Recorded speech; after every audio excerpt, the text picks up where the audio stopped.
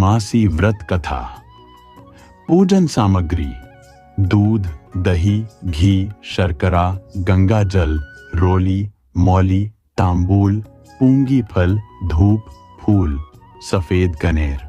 यज्ञोपवीत: श्वेत वस्त्र, लाल वस्त्र, आख, बिल्वपत्र, फूल माला, धतूरा, बांस की टोकरी, आम के पत्ते, चावल, तिल, जौ, नारियल, पानी वाला, दीपक, ऋतुफल, अक्षत, नैवेद्य, कलश, पंचरंग, चंदन, आटा, रेत, समिधा, कुश, आचार्य के लिए वस्त्र, शिव पार्वती की स्वर्ण मूर्ति अथवा पार्थिव प्रतिमा, दूब, आसन आदि।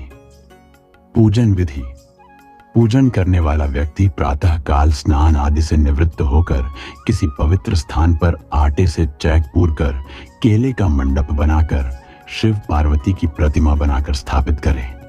तत्पश्चात नवीन वस्त्र धारण कर आसन पर पूर्वाभिमुख बैठकर देश काल आदि के उच्चारण के साथ हाथ में जल लेकर संकल्प करें। उसके बाद गणेश जी का आवाहन व पूजन करें। अनंतर वरुणादि देवों का आवाहन करके कलश पूजन करें, चंदन आदि समर्पित करें, कलश मुद्रा दिखाएं, घंटा बजाएं, गंध अक्षत आदि द्वारा घंटा एवं दीपक को नमस्कार करें। इसके बाद ओम अपवित्र पवित्रो व सर्वावस्थांगतो अपीवा यह स्मरेत पुंडरीकाक्षं स बाह्याभ्यंतरः शुचि। इस मंत्र द्वारा पूजन सामग्री एवं अपने ऊपर जल छिड़कें। इंद्र आदि अष्टलोकपालों का आवाहन एवं पूजन करें। निम्नलिखित मंत्र से शिव जी को स्नान कराएं। मंदार माला कुलजालकाय, कपाल माला किंतशेखराय, दिव्यांबराय च सरस्वती रेवाप्योष्णी नर्मदा जलया स्नापितासि मया देवी तेन शांति पुरुष में। निम्नलिखित मंत्र से पार्वती जी को स्नान कराएं। नमो देव्यै महादेव्यै सततम नमः, नमः प्रकृत्यै भद्राय नियता प्रणता स्मताम। इसके बाद पंचोपचार पूजन करें। चंदन, अक्षत, पुष्प, धूप, दीप दिखाएं। फिर नैवेद्य चढ़ाकर आचमन कराएं। अनंतर हाथों के लिए उबटन समर्पण करें। फिर सुपारी अर्पण करें, दक्षिणा भेंट करें और नमस्कार करें। इसके बाद उत्तर की ओर निर्माल्य का विसर्जन करके महाअभिषेक करें। अनंतर सुंदर वस्त्र समर्पण करें। यज्ञोपवीत धारण कराएं। चंदन, अक्षत और सप्तधान्य समर्पित करें। फिर हल्दी, कुमकुम, मांगलिक सिंदूर आदि अर्पण करें। ताड़पत्र, भोजपत्र, कंठ की माला आदि समर्पण करें। सुगंधित पुष्प चढ़ाएं तथा धूप दें। दीप दिखाकर नैवेद्य समर्पित करें। फिर हाथ मुख धुलाने के लिए जल छोड़ें। चंदन अर्पित करें। नारियल तथा रतुफल चढ़ाएं। तांबूल, सुपारी और दक्षिणा द्रव्य चढ़ाएं। कपूर की आरती करें और पुष्पांजलि दें। सब प्रकार से पूजन करके कथा श्रवण करें। अथ पूर्णमासी व्रत कथा। अथ पूर्णमासी व्रत कथा।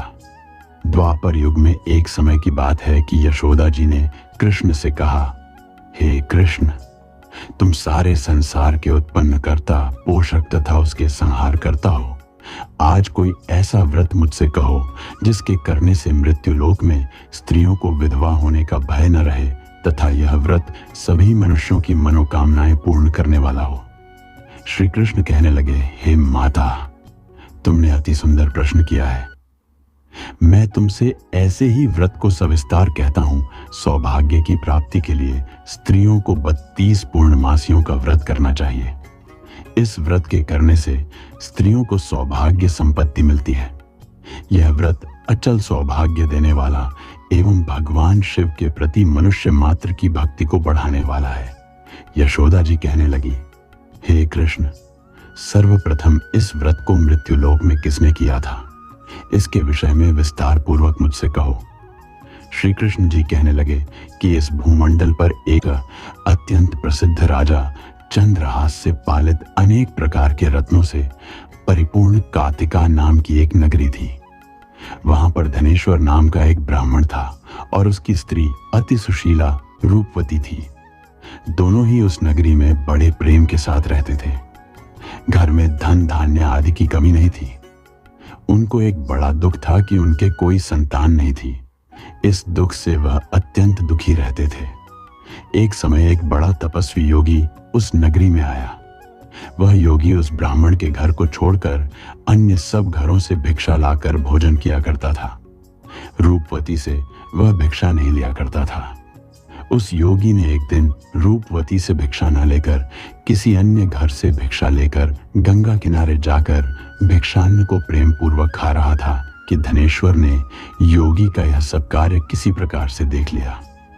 अपनी भिक्षा के अनादर से दुखी होकर धनेश्वर योगी से बोला, महात्मन, आप सब घरों से भिक्षा लेते हैं परंतु मेरे घर की भिक्षा कभी भी नहीं लेते। इसका कारण क्या है? योगी ने कहा कि निःसंतान के घर की भीख पतितों के अन्न के तुल्य होती है और जो पतितों का अन्न खाता है वह भी पतित हो जाता है। चूंकि तुम निःसंतान हो अतः पतित हो जाने के भय से मैं तुम्हारे घर की भिक्षा नहीं लेता हूं। धनेश्वर यह बात सुनकर अपने मन में बहुत दुखी हुआ और हाथ जोड़कर योगी के पैरों पर गिर पड़ा तथा आर्त भाव से कहने लगा, हे महाराज, यदि ऐसा है तो आप मुझको पुत्र प्राप्ति का उपाय बताइए। आप सर्वज्ञ हैं, मुझ पर अवश्य ही यह कृपा कीजिए। धन की मेरे घर में कोई कमी नहीं परंतु मैं पुत्र न होने के कारण अत्यंत दुखी हूं। आप मेरे इस दुख का हरण करें, आप सामर्थ्यवान हैं। यह सुनकर योगी कहने लगे, हे ब्राह्मण, तुम चंडी की आराधना करो। घर आकर उसने अपनी स्त्री से सब वृत्तांत कहा और स्वयं तप के निमित्त वन में चला गया। वन में जाकर उसने चंडी की उपासना की और उपवास किया। चंडी ने 16वें दिन उसको स्वप्न में दर्शन दिया और कहा, हे धनेश्वर, जा, तेरे पुत्र होगा परंतु वह 16 वर्ष की आयु में ही मृत्यु को प्राप्त हो जाएगा। यदि तुम दोनों स्त्री पुरुष 32 पूर्णमासियों का व्रत विधि पूर्वक करोगे तो वह दीर्घायु होगा। जितनी तुम्हारी सामर्थ्य हो आटे के दिए बनाकर शिव जी का पूजन करना, परंतु पूर्णमासी को 32 जो जाने चाहिए। प्रातः काल आने पर इस स्थान के समीप ही तुम्हें एक आम का वृक्ष दिखाई देगा। उस पर तुम चढ़कर एक फल तोड़कर शीघ्र अपने घर चले जाना।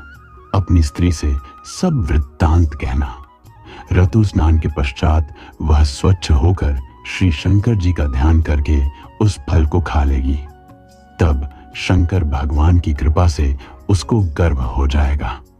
जब वह ब्राह्मण प्रातः काल उठा तो उसने उस स्थान के पास ही एक आम का वृक्ष देखा जिस पर एक अत्यंत सुंदर आम का फल लगा हुआ था। उस ब्राह्मण ने उस आम के वृक्ष पर चढ़कर उस फल को तोड़ने का प्रयत्न किया। हलन क्या, परंतु वृक्ष पर कई बार प्रयत्न करने पर भी वह न चढ़ पाया। तब तो उस ब्राह्मण को बहुत चिंता हुई और विघ्न विनाशक श्री गणेश जी की वंदना करने लगा। हे दयानिधे, अपने भक्तों के विघ्नों का नाश करके उनके मंगल कार्य को करने वाले, दुष्टों का नाश करने वाले, रत्य सिद्धि के देने वाले, आप मुझ पर कृपा करके इतना बल दें कि मैं अपने मनोरथ को पूर्ण कर सकूं। इस प्रकार गणेश जी की प्रार्थना करने पर उनकी कृपा से धनेश्वर वृक्ष पर चढ़ गया और उसने एक अति सुंदर आम का फल देखा। उसने विचार किया कि जो वरदान से फल मिला था वह यह है और कोई फल दिखाई नहीं देता। उस धनेश्वर ब्राह्मण ने जल्दी से उस फल को तोड़कर अपनी स्त्री को लाकर दिया और उसकी स्त्री ने अपने पति के कथनानुसार उस फल को खा लिया और वह गर्भवती हो गई। देवी जी की असीम कृपा से उसे एक अत्यंत सुंदर पुत्र उत्पन्न हुआ जिसका नाम उन्होंने देवीदास रखा। माता पिता के हर्ष और शोक के साथ वह बालक शुक्ल पक्ष के चंद्रमा की भांति अपने पिता के घर में बढ़ने लगा। भवानी की कृपा से वह बालक बहुत ही सुंदर, सुशील और विद्या पढ़ने में बहुत ही निपुण हो गया। दुर्गा जी की आज्ञा अनुसार उसकी माता ने 32 पूर्णमासी का व्रत रखना प्रारंभ कर दिया था, जिससे उसका पुत्र बड़ी आयु वाला हो जाए।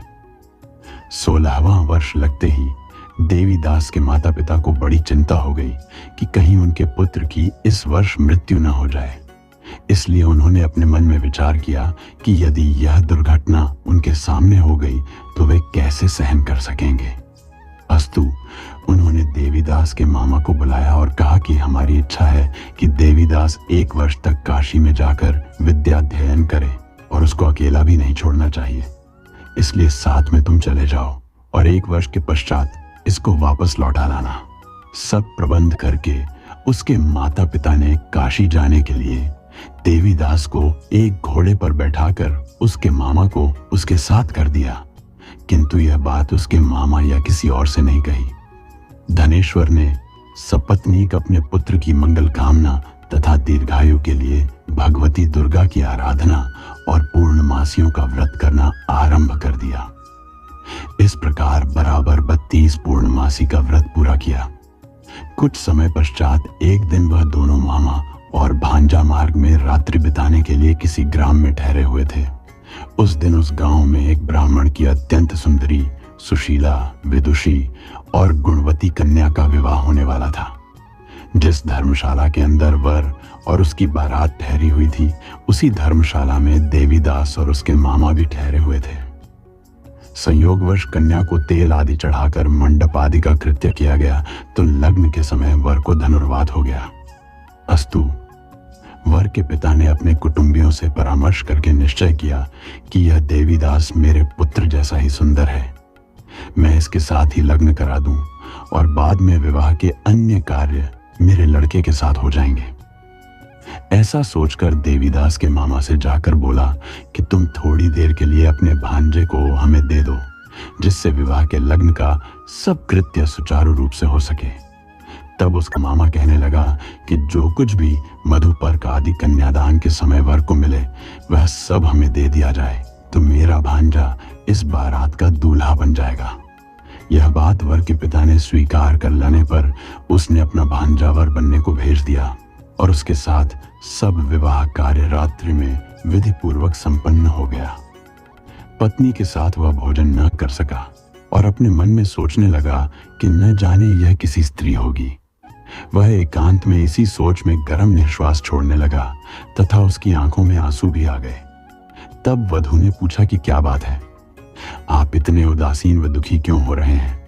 तब उसने सब बातें जो वर के पिता व उसके मामा में हुई थी उसको बतला दी। तब कन्या कहने लगी कि यह ब्रह्म विवाह के विपरीत हो कैसे सकता है? देव, ब्राह्मण और अग्नि के सामने मैंने आपको ही अपना पति बनाया है, इसलिए आप ही मेरे पति हैं। मैं आपकी ही पत्नी रहूंगी, किसी अन्य की कदापि नहीं। तब देवीदास ने कहा, ऐसा मत करिए, क्योंकि मेरी आयु बहुत थोड़ी है। मेरे पश्चात आपकी क्या गति होगी, इन बातों को अच्छी तरह विचार लो। परंतु वह दृढ़ विचार वाली थी। बोली कि जो आपकी गति होगी वही मेरी गति होगी। हे स्वामी, आप उठिए और भोजन करिए, आप निश्चय ही भूखे होंगे। इसके बाद देवीदास और उसकी पत्नी दोनों ने भोजन किया तथा शेष रात्रि बांधते रहे। वे सोते रहे। प्रातः काल देवीदास ने अपनी पत्नी को 3 नगों से जड़ी हुई एक अंगूठी दी, एक रूमाल दिया और बोला, हे प्रिय, इसे लो और संकेत समझकर स्थिर चित्त हो जाओ। मेरा मरण और जीवन जानने के लिए एक पुष्प वाटिका बना लो, उसमें सुगंधि वाली एक नव मल्लिका लगा लो, उसको प्रतिदिन जल से सींचा करो और आनंद के साथ खेलो कूदो तथा उत्सव मनाओ। जिस समय और जिस दिन मेरा प्राणांत होगा ये फूल सूख जाएंगे और जब ये फिर हरे हो जाएं तो जान लेना कि मैं जीवित हूं। यह बात निश्चय करके समझ लेना, इसमें कोई संशय नहीं है। यह समझाकर वह चला गया। प्रातः काल होते ही वहां पर गाजे बाजे बजने लगे और जिस समय विवाह के कार्य समाप्त करने के लिए वर तथा सब बाराती मंडप में आए तो कन्या ने वर को भली प्रकार से देखकर अपने पिता से कहा कि यह मेरा पति नहीं है। मेरा पति वही है जिसके साथ रात्रि में मेरा पाणी ग्रहण हुआ था। इसके साथ मेरा विवाह नहीं हुआ है। यदि यह वही है तो बताए कि मैंने इसको क्या दिया। मधुपर्क और कन्यादान के समय जो मैंने भूषण आदि दिए थे उन्हें दिखाए, तथा रात में मैंने क्या गुप्त बातें कही थी वह सब सुनाए। पिता ने उसके कथनानुसार वर को बुलवाया। कन्या की यह सब बातें सुनकर वह कहने लगा कि मैं कुछ नहीं जानता। इसके पश्चात लज्जित होकर वह अपना सा मुंह लेकर चला गया और सारी बारात भी अपमानित होकर वहां से लौट गई। भगवान श्री कृष्ण बोले, हे माता, इस प्रकार देवीदास काशी विद्याध्ययन के लिए चला गया। जब कुछ समय बीत गया तो काल से प्रेरित होकर एक सर्प रात्रि के समय उसको डसने के लिए वहां पर आया। उस विषधर के प्रभाव से उसके शयन का स्थान चारों ओर से विष की ज्वाला से विषैला हो गया, परंतु व्रतराज के प्रभाव से उसको काटने न पाया, क्योंकि पहले ही उसकी माता ने 32 पूर्णिमा का व्रत कर रखा था। इसके बाद मध्याह्न के समय स्वयं काल वहां पर आया और उसके शरीर से उसके प्राणों को निकालने का प्रयत्न करने लगा, जिससे वह मूर्छित होकर पृथ्वी पर गिर पड़ा।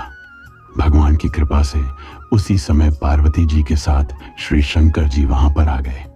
उसको मूर्छित दशा में देखकर पार्वती जी ने भगवान शंकर से प्रार्थना की कि हे महाराज, इस बालक की माता ने पहले 32 पूर्णिमा का व्रत किया था, जिसके प्रभाव से हे भगवान आप इसको प्राण दान दें। भवानी के कहने पर भक्त वत्सल भगवान श्री शिव जी ने उसको प्राण दान दे दिया। इस व्रत के प्रभाव से काल को भी पीछे हटना पड़ा और देवीदास स्वस्थ होकर बैठ गया। उधर उसकी स्त्री उसके काल की प्रतीक्षा किया करती थी। जब उसने देखा कि उस पुष्प वाटिका में पत्र पुष्प कुछ भी नहीं रहे तो उसको अत्यंत आश्चर्य हुआ, और जब वह वैसे ही हरी भरी हो गई तो वह जान गई कि वह जीवित हो गए हैं।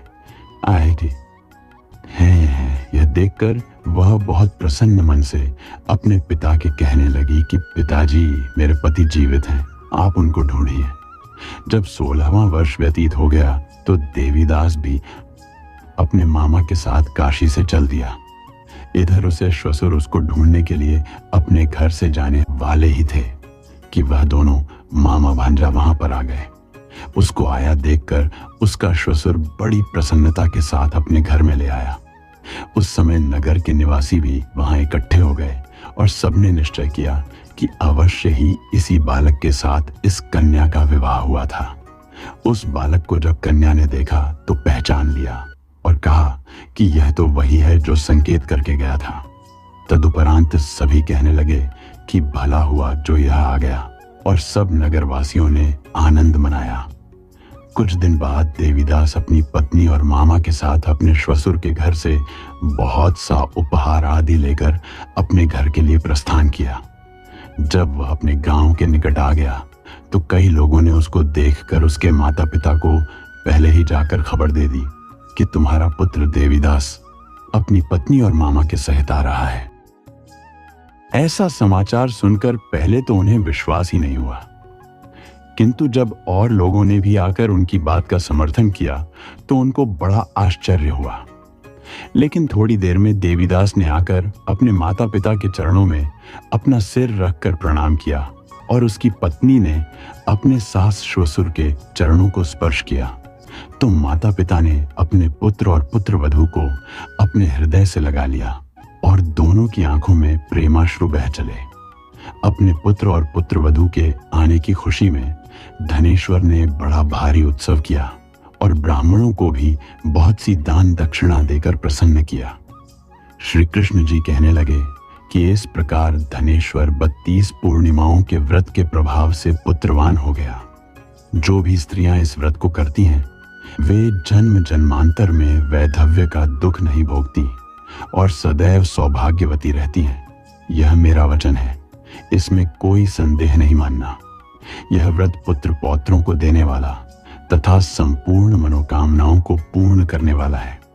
32 पूर्णिमाओं के व्रत करने से व्रती की सब इच्छाएं भगवान शिव जी की कृपा से पूर्ण हो जाती हैं। सभी प्रेम से बोलो शिव शंकर भोलेनाथ की जय।